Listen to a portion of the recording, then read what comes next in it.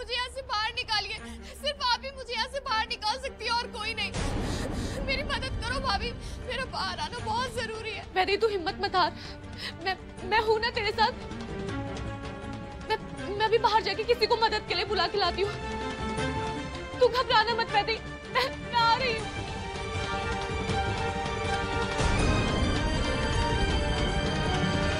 अरे सासू माँ, जैसा सोचा था वैसा ही हुआ है।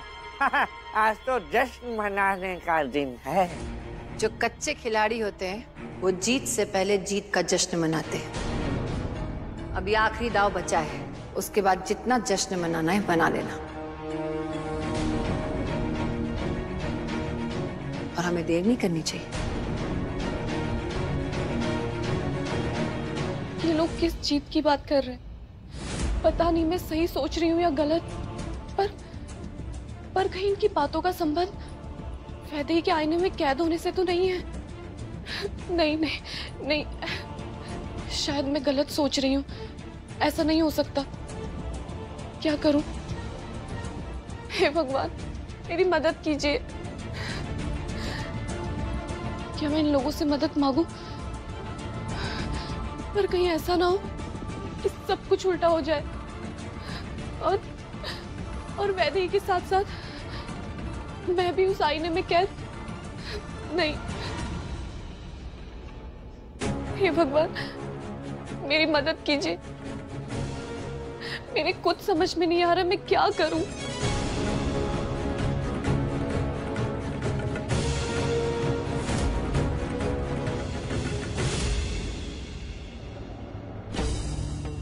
हे भगवान, वैदेही वहां उस आईने के अंदर कैद है, पर मेरी कुछ समझ में नहीं आ रहा कि मैं क्या करूं, किससे मदद मांगूं, कैसे वैदेही की मदद करूं। कोई तो राह दिखाइए भगवान, मेरी मदद कीजिए। इंसाफ करो भगवान।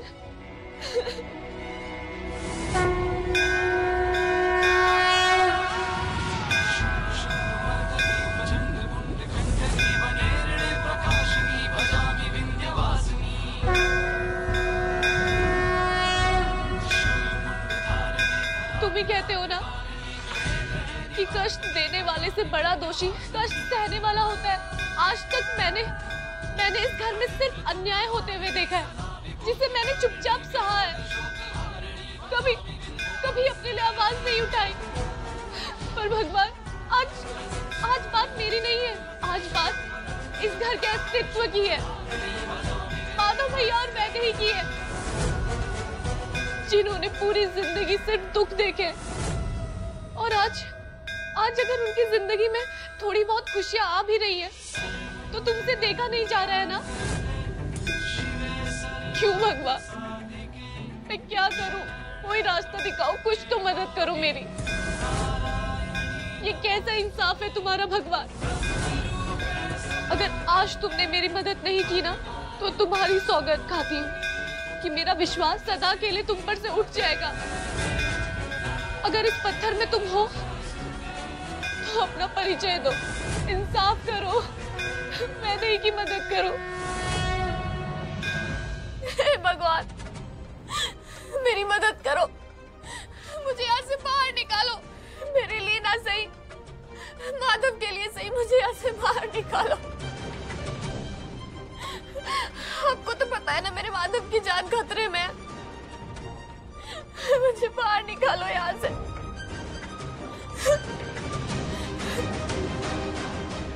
आपने तो मुझे उसकी अर्धांगिनी बनाया था ना, तो मेरा अर्धांगिनी का फर्ज पूरा करने में मेरी मदद करिए। मुझे बाहर निकालिए यहाँ से, मुझे बाहर निकालो यहाँ से।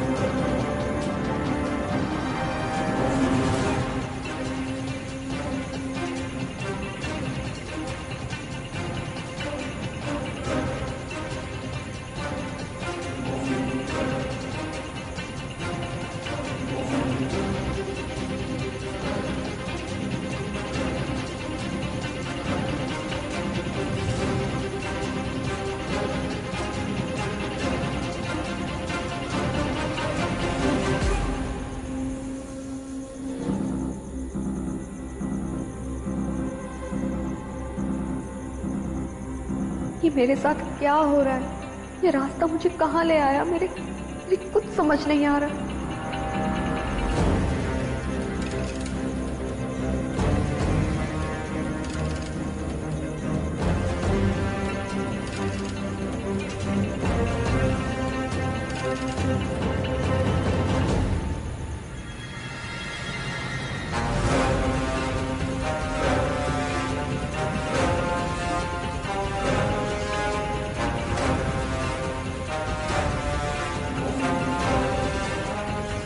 आखिर ये जुगनू मुझे ले जाना कहाँ चाहते हैं? और ये मैं कहाँ आ गई हूँ? ये सब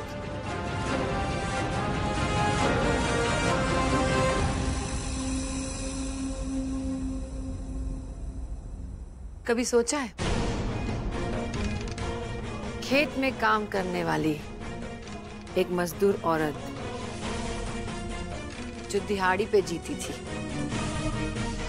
इस घर की महारानी कैसे बन गई? जिसके हाथों में काम कर करके छाले पड़ जाते थे, उसके हाथों में ये करोड़ों की जायदाद की चाबी कहां से आई?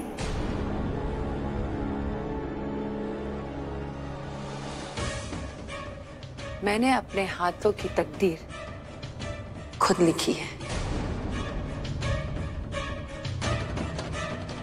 अपने दुश्मनों के खून की स्याही से।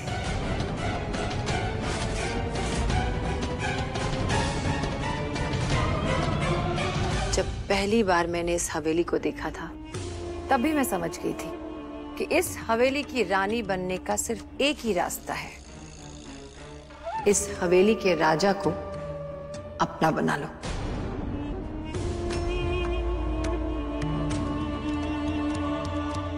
पर मेरे रास्ते का कांटा थी माधव की माँ, और नीलांबरी तो पैदा ही हुई है फूलों पे चलने के लिए। बस मैंने मेरे रास्ते के कांटे को हटा दिया। जान ले ली मैंने उस माधव की माँ की।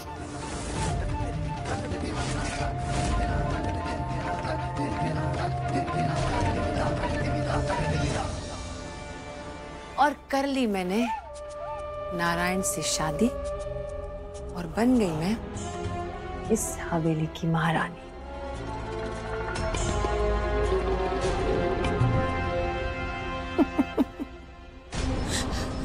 क्या आपने माँ जी के साथ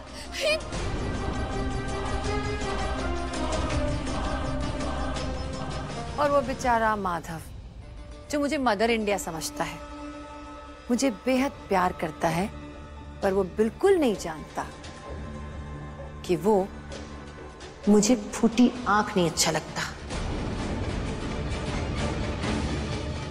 उसका साया भी मुझे बिल्कुल पसंद नहीं है। मेरा बस चलता तो माधव को भी उसकी मां के पास पहुंचा देती।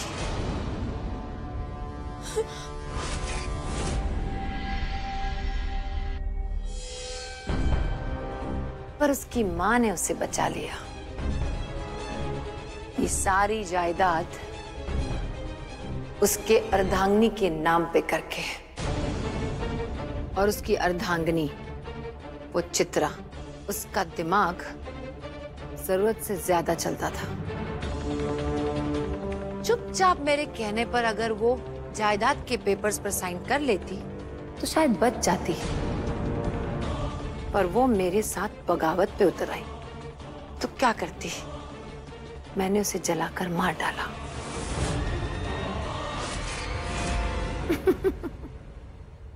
फिर उसके बाद आई उसकी दूसरी अर्धांगिनी वैदेही,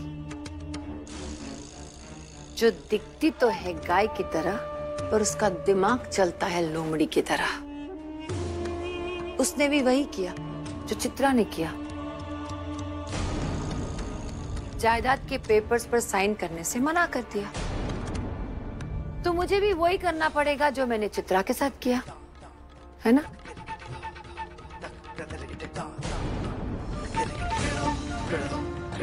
मजा तो तब आएगा जब एक अर्धांगिनी दूसरी अर्धांगिनी का खात्मा करेगी। चित्रा की आत्मा मेरे हाथों की कठपुतली है, वो वही करेगी जैसा मैं कहूंगी। बस एक बार चित्रा उस वैदेही का खेल खत्म कर दे, फिर मैं चित्रा के साथ वही करूंगी जो मैंने उसके साथ जीते जी किया था।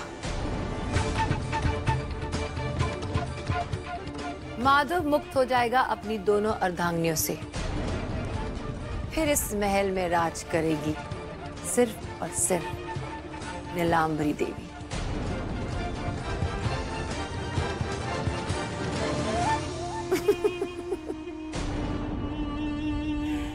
तो ये काम करने के लिए हमें ज्यादा देर नहीं करनी चाहिए, हमें फौरन जाना चाहिए मंदिर की ओर।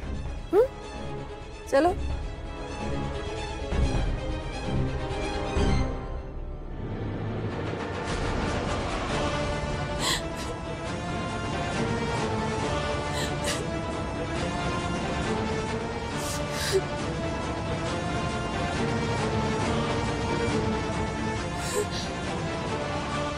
मेरा जो हो सो हो, लेकिन मैं माधव को कुछ नहीं होने दूंगी, कुछ नहीं। बड़ी माँ मेरी आंखों के सामने ये सब कर रही थी और मुझे पता ही नहीं चला।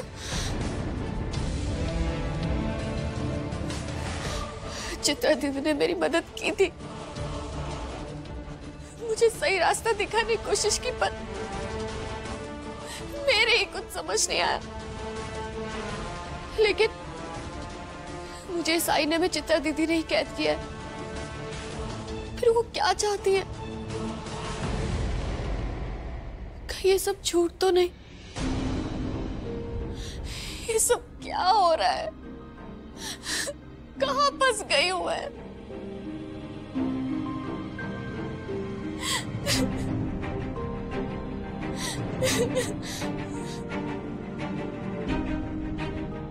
हे भगवान, मेरी मदद करो। मुझे नहीं पता ये सब सच है या झूठ। मेरी मदद करो भगवान।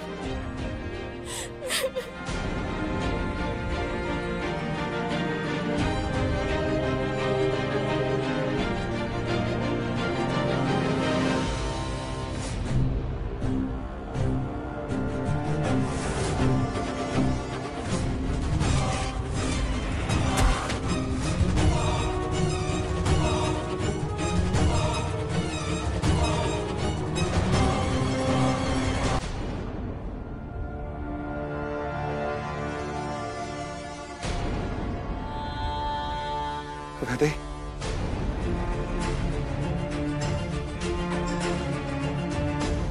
क्या हुआ माधव? तू ऐसे? माधव क्या हुआ?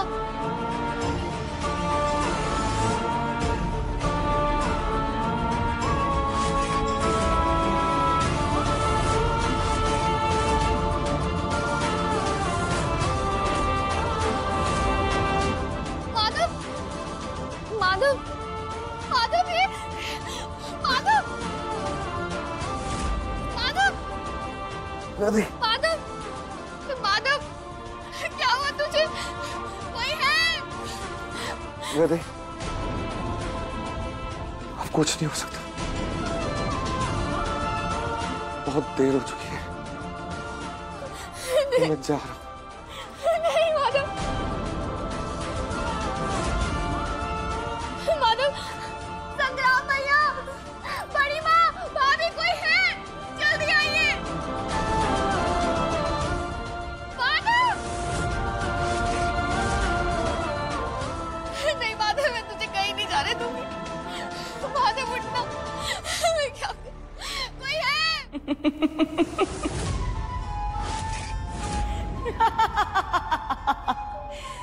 मैंने कहा था ना वैदेही कि मैं माधव को लेकर जाऊंगी, और तुम कुछ नहीं कर पाओगी। देखो देखो, मैं आज माधव को तुम्हारी आंखों के सामने लेकर जा रही हूं और तुम कुछ नहीं कर पा रही हो। नहीं, मैं माधव को कुछ नहीं होने दूंगी, कहीं नहीं जाने दूंगी उसे। तुम रोकोगी मुझे? हाँ?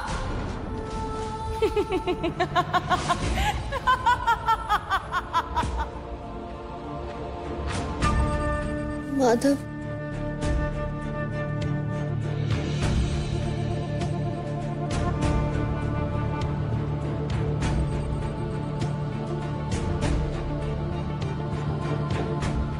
नहीं, मैं माधव को मरने नहीं दूंगी। नहीं, मुझे उसे बचाना होगा।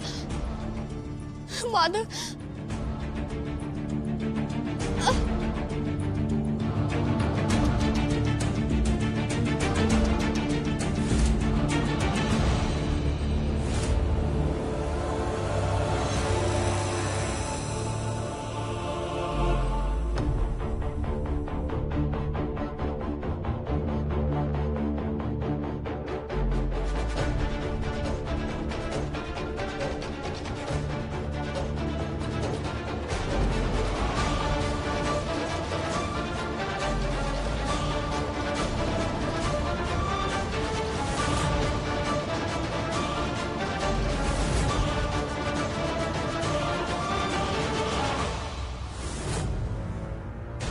ये तो हमारा कमरा है, लेकिन इतना बदला बदला क्यों लग रहा है?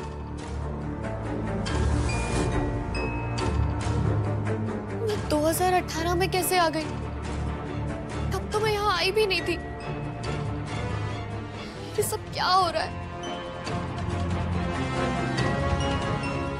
कहाँ आ गई मैं? ये सब मुझे कैसे, क्यों दिखाई दे रहा है?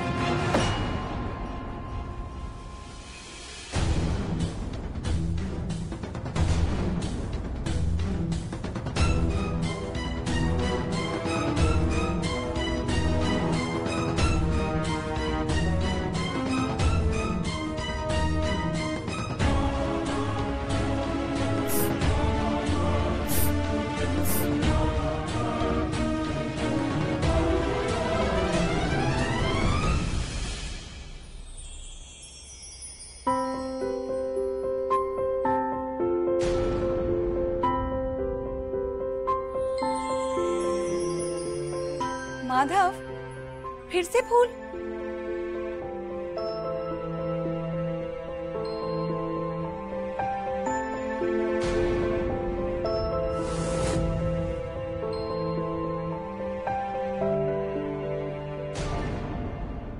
और आज क्या बहाना है फूल लाने का? बहाना नहीं है, एक दरख्वास्त है। एक गरीब पति की अपनी अर्धांगिनी से। अच्छा, और क्या दरख्वास्त है गरीब पति की? थोड़ा सा प्यार मिल जाए, टेंशन मिल जाए, और क्या। माधव, देखिए दरवाजा खुला है, कोई आ जाएगा। क्यों कोई आएगा? तुम इतना क्यों डरती हो? यहाँ पति है, एक खूबसूरत पत्नी है, माहौल है, दस्तूर है। भला हमारी मोहब्बत में कोई तीसरा क्यों आएगा? और मौत? मौत तो आ सकती है ना?